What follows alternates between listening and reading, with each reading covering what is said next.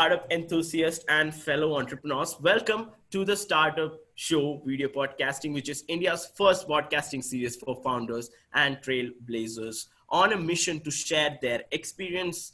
So in this show, basically it's to encourage the founders to step up and share how hard is a startup world and manage a lot of hurdles on the way to success.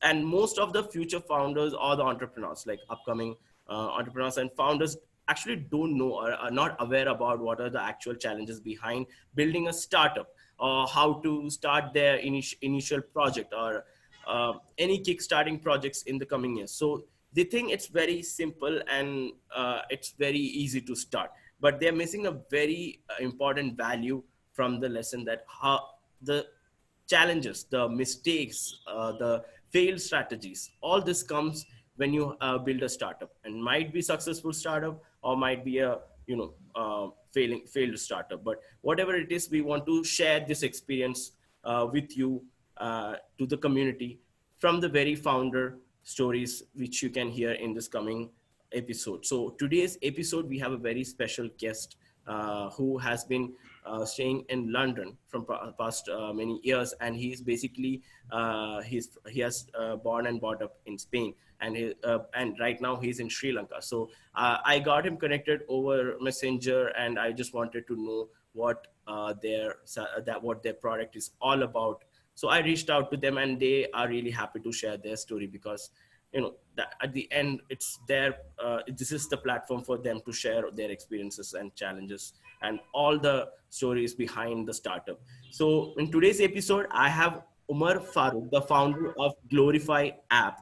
So about him, a small introduction about him. He is an expertise in motion design, creative direction, product UI UX, and into team management. And if you ask him what is basically about Glorify, it's easy to use template based design tool built for e-commerce businesses. So it's very particular and very peculiar. So I just want to know much more details about what is Glorify application, how it works. And moreover, they were selected as one of the 15 startups to be featured in Techsylvania 2019 out of 500 start applications.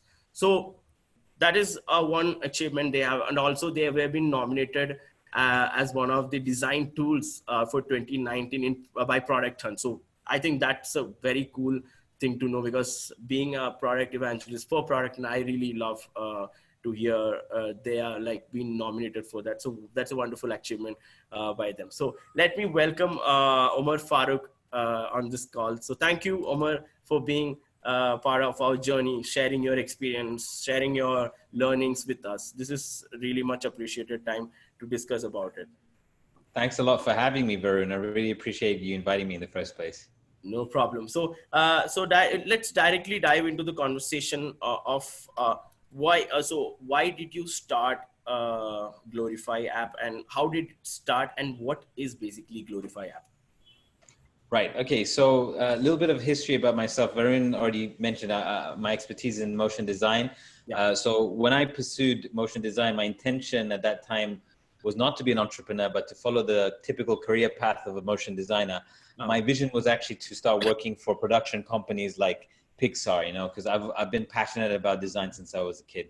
But entrepreneurship, sometimes, it's like a creeping virus in a way. It attacks you from when you've lowered your guard and you didn't expect it in any form. And that's exactly what happened to me. Is like I caught the entrepreneurship bug or virus, as if you will, and since then I wasn't able to get rid of it. The idea of being able to create my own abundance, being able to impact industries, those kind of ideas is much more powerful than just following a common trajectory path, a common career path, right? But that's not to say that following a common career path is not, I don't think there's value there. There's a lot of value there.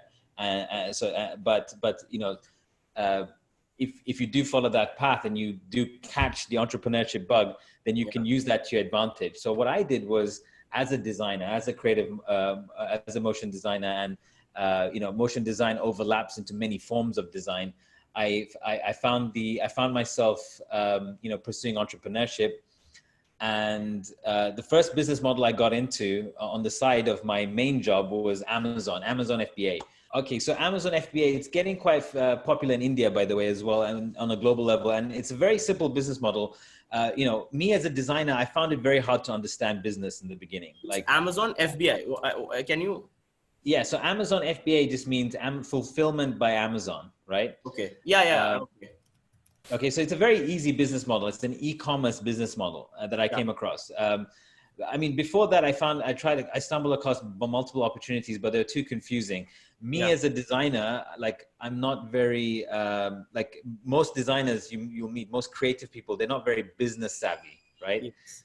Is business something you need to start to learn and adopt the mindset. So at one point I was losing so much money in trying to understand entrepreneurship that I thought maybe, designers were never meant to be entrepreneurs or something, Yeah. But I found Amazon FBA, and Amazon FBA is a very simple business model. It's 1, 2, 3, buy a product from China, sell, list it on Amazon and start making sales. And I did it quite well. The reason I did that quite well is because I was a designer, and the advantage of being a designer was I was saving hundreds of dollars, not spending my money on an expensive strategic designer or wasting my money on a cheap designer. I was able to design my own product images for Amazon. Okay. Right? Okay. So when I launched my e-commerce business, I had a lot of success there because my first impression counts, right? Design counts. Yeah. Looking like an authority in your industry, in your niche counts. And I was able to take a very simple product and make it look amazing on Amazon. Much more so than my competitors, and I started generating sales overnight. Okay. So this happened, and then the network effect happened. A lot of other people that I knew wanted to seek my services. Sorry, I had an ant just crawl on me. So a lot of other entrepreneurs in my community, in the Amazon community, were seeking my services to create designs for them. I started an agency off the back of that because a lot of demand happened. And as my agency started growing, I started serving multiple e-commerce businesses, doing their design work, doing their branding and their product images. That scaled. Eventually, I was only serving a few 7-figure startup businesses because I only needed 1 or 2 3 clients to keep my whole team engaged. But I wasn't done there. Just stopping at the agency wasn't good enough for me. I had a lot of startups still coming and knocking on my door and saying, "Hey, Omar, can your team do our product images for us?" And we said we couldn't serve them because they couldn't afford our services. So that's what led us to create Glorify app. We thought, hey, let's create a software that's very easy to use, that's very simple, that any startup, e-commerce entrepreneur, business owner, that's dabbling themselves in e-commerce can create their product images themselves with just a few clicks. So that's the whole idea of Glorify, and that's what that's the mission of Glorify, is to help entrepreneurs glorify their products on a global basis. So mostly, so the target audience for who might be using this basically into e-commerce or anything related to retail or anything related to e-commerce, people are your target audience for the business. Yeah, so that's where we start. Now, bear in mind, like when as a designer, as a creative director, when I served startups, right? Yeah. I didn't only serve e-commerce startups, right? Varun, I want you to think about this for a moment. Like, if you're in e-commerce, yes, you're selling physical products, right? Yeah. But there's physical products is just one type of product. Would you agree? Right? Yeah. You get digital types of products, you get service products. So there's a whole variety of products. Okay. So the intention of Glorify is right now, yes, it's focused on physical products, the main e-commerce industry. Okay. But we will eventually grow into targeting the other spaces, meaning digital, service-based, consultation, and the rest. So it keeps expanding from there. Okay. What's interesting, and just a quick interesting fact, is that e-commerce is typically related to, by most people, to physical products, right? Okay. Yeah. But if you look at the definition of e-commerce, it actually means anything related to anything sold online, yes. Right? So Glorify will support that in the future. Right now, it's all about physical products for sure. So just to add on to that conversation, like like you said, like you were like agency, a service-based company. From a service-based company to a SaaS-based company, it's a big switch. Like uh, most people, uh, most people are starting to do it right now. But as like from my perspective, I just want to ask you one question. Like, how was it for you to switch from agency to a SaaS-based company, and what were the things? And how did you measure it? Like how confident you were when you were deciding to create an startup named Glorify? What were the challenges you were facing while you were doing it? Right. So, just like any startup, is I think the biggest challenge for any startup is cash flow. That's it. Okay. Right. Now, I was fortunate enough to have have a few clients that were what we call retainer clients, right? So Yes. in my agency, I hooked a few long-term contracts. Okay. It's very important that as an entrepreneur, like I know there's a lot of gurus out there, and there's a lot of motivational content out there that says, jump in deep, and just quit your job, and all that stuff Yeah. is good in a sense. It's good Yeah. to take risks. It's good to be brave and committed. And I took a lot of those steps, but at the same time, you got to be smart, and you got to also be, you need to keep it safe to some degree. Okay, you don't want to put, like, especially if you're an entrepreneur and you've got responsibilities like your family and anything else. Now, if you're a single man and you don't have responsibilities, that's a different story. But Yeah. if I would assume a lot of people has some kind of responsibility. So it's important that you do calculated risks, take Yeah. risks, but calculated ones. So Okay. with me, you know, I definitely hustled all the way through, but I kept it safe. Meaning, I got I hustled clients. Okay, Yeah. got them on retainer contracts, Mm. and through those retainer contracts, I took whatever profits I had in my agency, and I was able to fund the Yeah. growth of the building of my SaaS business. Right. Yeah.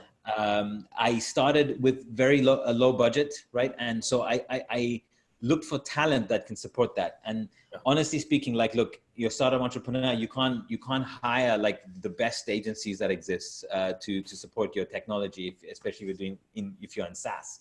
Yeah. I looked into the Southeast is where you can find a lot of affordable rates. Okay, the Southeast today is also equally as expensive as the West now, right? Yeah. So you got to start looking into little pockets of places that it could be in Eastern Europe, it could be in the Southeast, that can support your vision. And Yeah. what you're looking for is developers that are not necessarily on the forefront, and they got all of this amazing track record, but the Yeah. guys that are just starting out that can grow with you, right? Yeah. And I think it's important that you do that, because I found these developers online, and they were the perfect match. They would just, they would just post, their education, and so they're still their agency was still kind of building, right? Okay. So to them, a client like me is like an opportunity, like especially if I have a very strong vision. So they believed in my vision, and they were able to give me a very good a price on the project. And of course, you start with the MVP. Like, you don't go for the big 2.0 version of your product. Start with the MVP, and that's exactly what I did. So I kept it safe, and made sure I had cash flow from my clients, and I've hired talent that were affordable, but also that were talented at the same time. That's what got me started. Excellent. Go for it. So, Omar, just to add the context, so what were the customer acquisition strategy when you implemented Glorify application? Right. So, mind you, when we started, like we had no users. We were MVP. I tested it with a few e-commerce buddies of mine that are in e-commerce, and they liked the app, and so it was very early stages. So, but what we did was, number one was Product Hunt. I mean, they really pushed us to the forefront. Yes. So, me, by the way, I'm a perfectionist. So, your question is probably like, I'm not the best person, because I'm product focused, I'm design focused. My partner is more business focused. And when he jumped on this, I invited him to become a partner in this.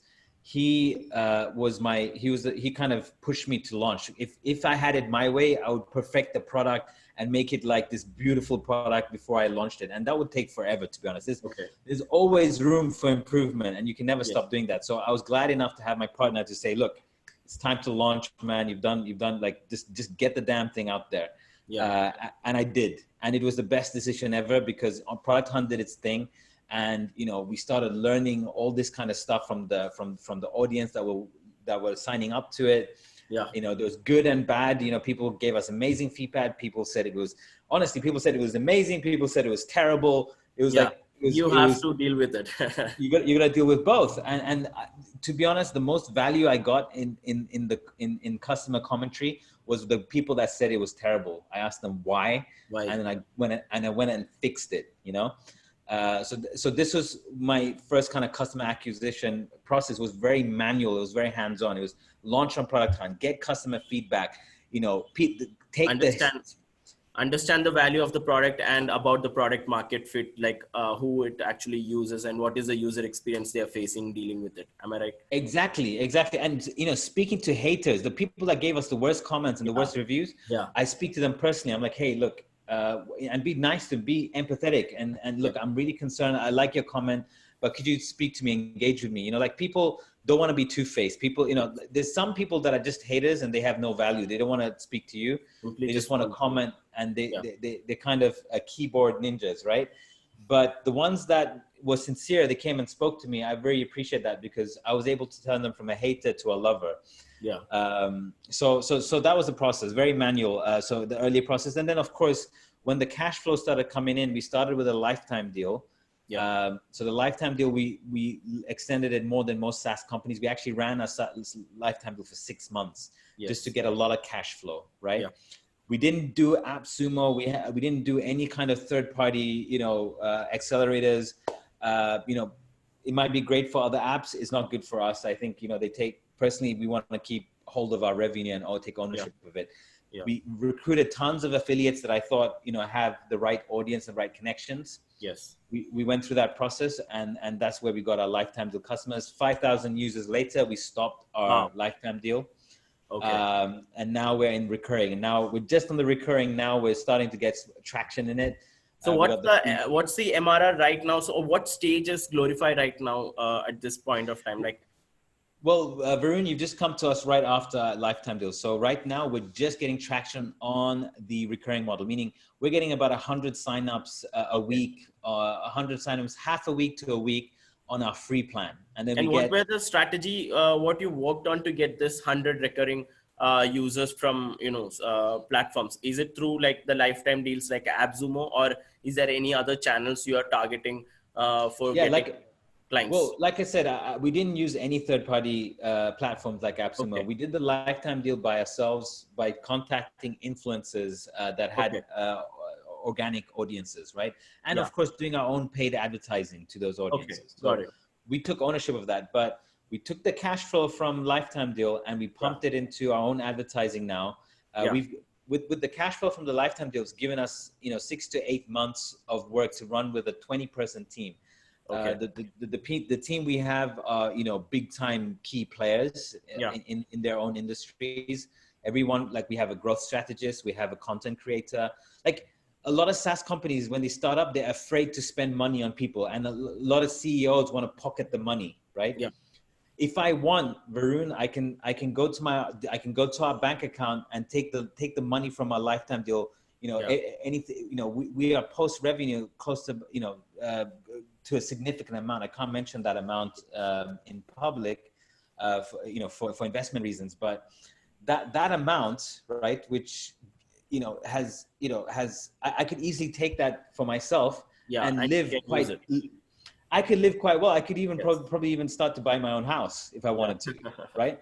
Now, I'm not going to do that, right? Because why? I'm thinking ahead. I'm looking at the long-term vision. It's very tempted to do that, by the way. When you have a lot of money sitting in the business account, and there's, you feel like you could, it's very tempting to go and use that. But the strategic mind is that it's about the long-term vision. I want to turn this into $1 billion company one day, and to do that, you got to be patient. So me and my partner, we're very strategic with our finances. We recruited the best players, and we're not spending it on ourselves. Yeah. We're taking a small salary and we're spending it on our team members. Growth strategies, content creator, support team. We have full-time support staff running on Goliath. How many employees are there? How many? So we have 20.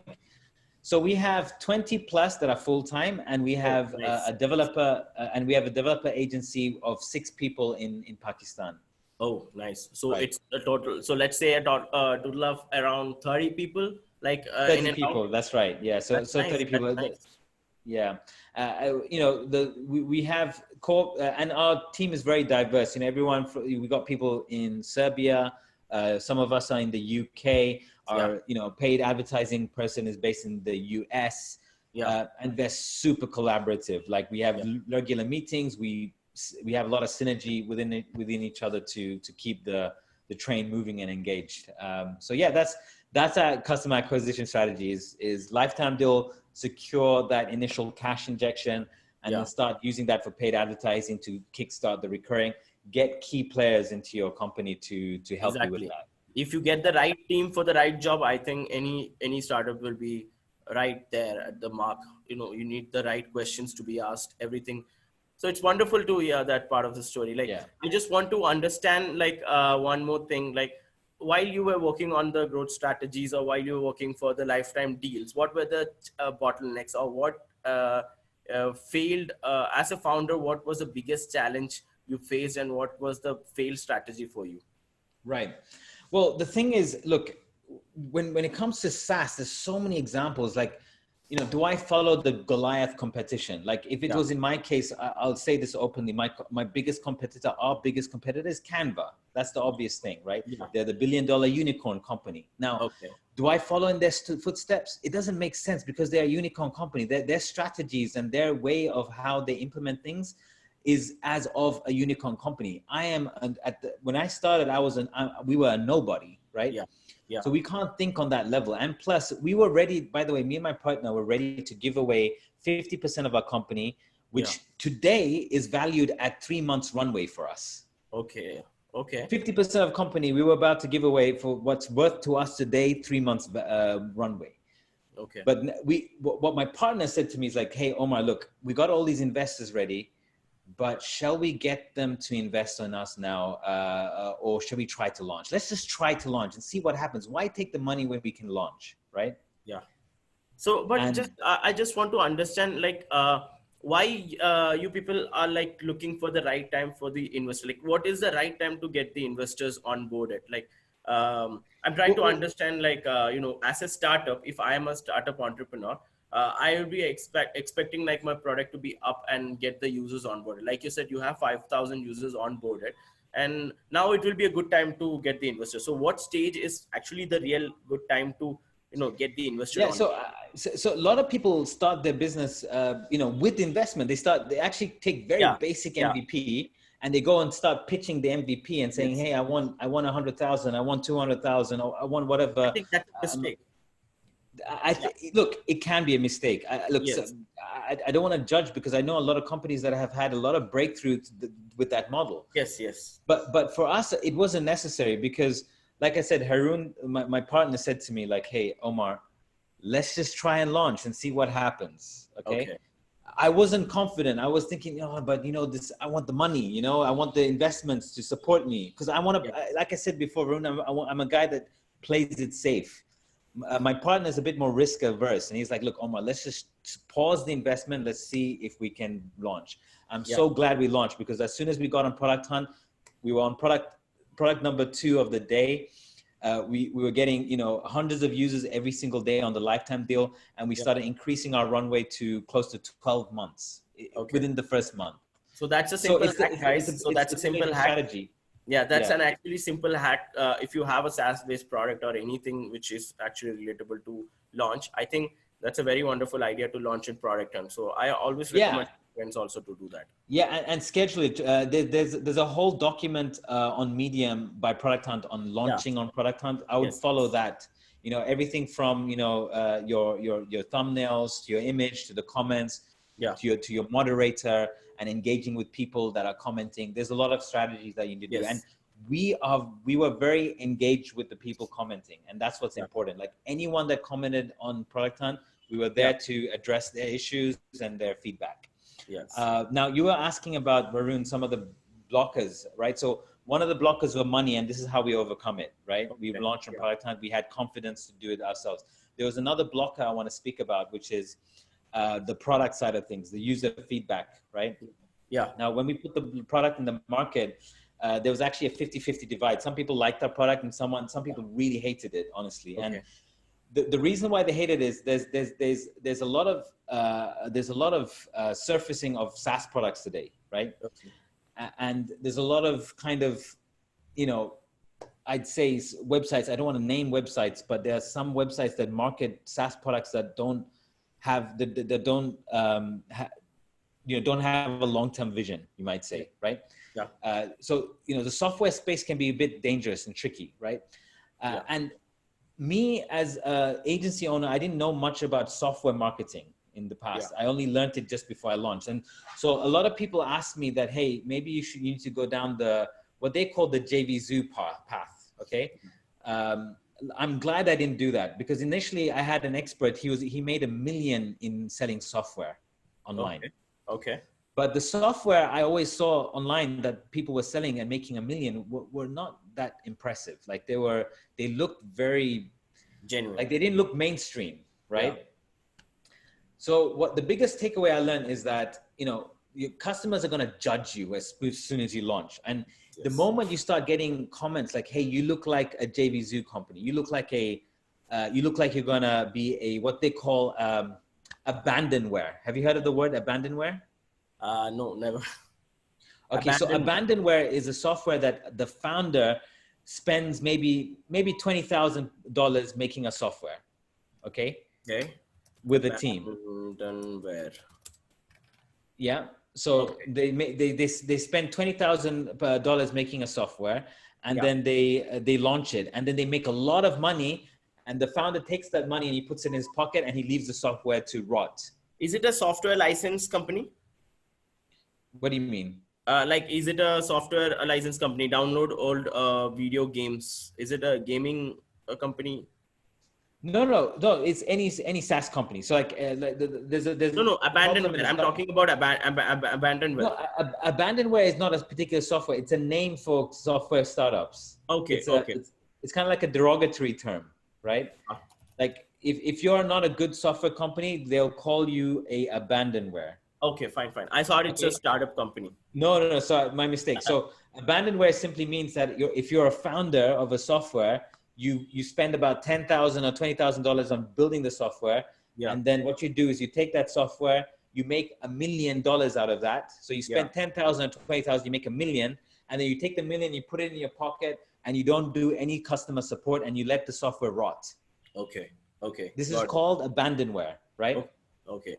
So I didn't know this, Varun, but a lot of people thought that Glorify was Abandonware in the beginning, the early stages. Why did they think it was Abandonware? Because, Varun, branding is very important. How you look, as a software startup is very important. Your customers, when you launch, are going to judge you. They're going to say, is this guy real? Okay. Yeah. And a lot of people are looking at us and saying, is this software real? Are they going to make the money and jet? Are they going to take the money and jet or not? Right. So I had to address all of these issues because some people found the way we were marketing ourselves, they felt like it looked like an Abandonware company. Yeah. So what I had to do is I had to learn what do Abandonware companies do usually, right? Yeah. And I did the opposite of that. Right. And what did I do was I try to not look like Abandonware because I'll tell you what Abandonware companies do. They market aggressive. They do a lot of they do a lot of upsells, They promise all this crazy stuff, right? So all the risk, they take all the risk which is needed. Basically, take all the risk. Yeah, I mean, they don't even take they don't really they're not responsive. They don't like what you call it. They don't. I'm trying to look for the word think here. Twice. They don't think much. Like they just want to get this done, or they rush. Yeah, they rush, but they don't actually, they're not sincere. That's the problem. They're not, they're not there to make a real software startup. They got a okay software that's kind of cool. Understood. But they're just there to make money, right? Got it. Only to make money. So they'll spend $10,000 on the software, building the software. They sell it for $1 million, and then they pocket the money, and they don't do anything more to the software. No more development, no more nothing, right? Yeah. Got it. And when they do the marketing, most abandonware, the branding looks really terrible. There's a lot of spamminess on it and stuff like that. So the blocker we had there was people looked at Glorify as abandonware. My job as the CEO, I try to see and analyze, okay, what does an abandonware company look like? And I did the opposite. I tried to make sure that we don't look like abandonware, and understood what do mainstream SaaS companies look like. And we made sure that Glorify looks super mainstream as possible in the eyes of the public. So it's branding, Varun, that's key. It's messaging, that's key. It's the transparency of how you're selling your product, that's super key. Glorify today is 200% transparent. We put a lot of attention in our brand, and we give a lot of value to our customers once they enter through the door. Amazing. So this is a big things which this is the first time I'm hearing a term abandonware. So that's actually an value added point which you have mentioned, and it's very clear that you shouldn't be thinking like an abandonware kind of startup. So it's an amazing. Absolutely. It's a scam, Varun. If you're abandonware, you're actually a scam artist, right? So guys, don't be abandonware. So it's like very funny term, but yeah, it's like, sounds good when you tell that. Yeah, it's really great. So moving on, like just want to ask you a few more questions. So what are the key things which is really important for a founder to start a startup? So point number one, as I said, was getting investment and cash flow. So you overcome cash flow. Try your best to launch it yourself. Point number two was abandonware. Don't look like abandonware. Focus on your branding. Focus on the value you give your customers. Yeah. Point number three is I'm a new business owner. I'm a new CEO. What the hell do I have to do to make this thing succeed? Okay. Yes. Get mentorship. I got mentorship. As soon as I got a bit of cash that was available to me, I bought mentorship. I actually hired the amazing Chris Do. Chris Do is the founder of The Future, which is a creative agency, a training platform, right? So I got him, and he mentored me on business. It cost him, cost $1,000 to get 1 hour with him, but it was very much worth that 1 hour because he gave me insights on how to deal with my team, how to deal with hiring, how to deal with cash, and how to deal with marketing, right? It very much value. So you need to learn, always keep find the right person for the mentorship and get the works done. Exactly. Now, point number two is, managing team and hiring, right? So make sure you hire the right people and don't start slow. Okay. So hire the people that you need the most. Number one, you need your paid advertising person. Okay. Yeah. You need someone to design your funnels, okay? Yes. A sales funnel. And you need a paid advertising person that could do copywriting and also email marketing. So email marketing, paid advertising, and your funnel, your website funnel, apart from the product development. I'm talking outside of the product development. You need these people so that you can scale your business in the beginning. And you need at least one person on support, at least one person in the beginning, and you got to keep scaling support. Now we have 3 people in support and they're full time. Okay. You need at least one person. If you want, you can be that support person, because before, when we started, I was in support. I was doing my own support and I was the only person doing it. And as time went, we hired support. Okay. So support is very important. You have one person in support, your funnel person, your paid advertising person, someone doing copywriting, and make sure that, all of this stuff is branded really beautifully. So you do need a designer as well. Yes. Yeah. So take your time to hire these people. When you hire, when you write the brief, make sure that you ask them the same question, which is, I always ask the person that I'm hiring, explain the project in your own words. Okay. Yes. So, and that way you'll really see if they're actually listening and if they're really actually interested, because I don't want to hear these automated replies that are BS and they're not going to give you any value. I want people to read my project requirements and explain it in their own words to me. And then I'll have a chat with them. Okay, so that's the hiring process. That's my process, Varun. Thank you so On much for scaling. sharing. Thank you so So much, I'll Omar. put, Actually, that was really helpful sharing your experience. At the same time, guys, we have a special offer. We have an exclusive offer Omar is offering us. Would you like to share with us? Yeah, absolutely, guys. Look, because Varun invited me on this podcast. But just like I said, we just passed our lifetime deal, and we're now in the recurring plan. So just exclusive for all of you guys as part of the startup show vodcast audience, I'd like to offer you guys a 75% discount on the annual pro plan, which means for one whole year you're going to be paying only I believe 75% off leaves it at something like $30 for the whole year, right? So I think it's totally worth it. I think the deal is a killer deal for you to get kickstarted on Glorify, and I'd love to see you on board. The community is waiting to see you, and you'll become part of the global community of design savvy entrepreneurs that are glorifying products worldwide. The promo code is Glorify It Now 20. Varun, if you can put that up as a graphic. I will put that as a bold letter, like it will be on displayed on the screen right now. As you can see me right now, you can see the promo code down the description part, like you can see there. Thank you for offering us. I think no one has ever offered any particular offer like exclusive deals for us. So it is very exclusive, guys. So make sure you just come and check out check out this video, watch the video, and understand what are the really important strategies or what are important learnings you are getting from the very founder himself of Glorify app, Mr. Omar Farook. And thank you for offering us an amazing deal, exclusive deal. To be very, I'm really very flattered right now. People are coming and doing Absolutely. so that's really nice, wonderful. Thank you, Omar. Thank you so much for sharing your experience.